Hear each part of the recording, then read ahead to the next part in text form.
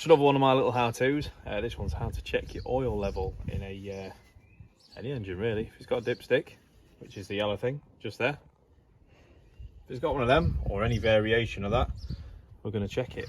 So best to have the engine cold, so all the oil settles down to the bottom of the engine, which is where the dipstick goes to, and gets you a true level. Obviously the vehicle needs to be on a flat surface.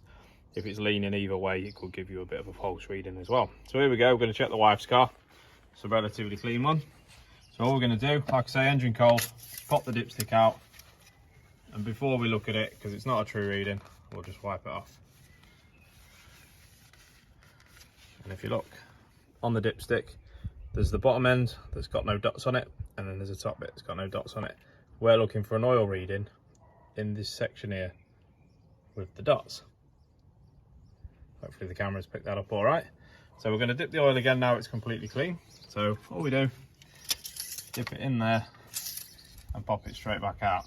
Now if you have a look on there, you'll see that the oil level is absolutely at the top of the hashed bit, the dotted bit, which is perfect, means the oil level is absolutely spot on. So if your oil level is relatively low, so as you look at your dipstick, if your oil level's down here, it does require topping up. So ideally it wants to be on the max,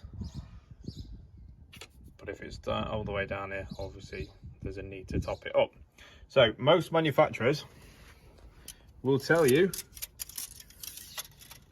whether it's on the front of the car here or actually on the oil cap that you've got to remove to actually fill the oil up.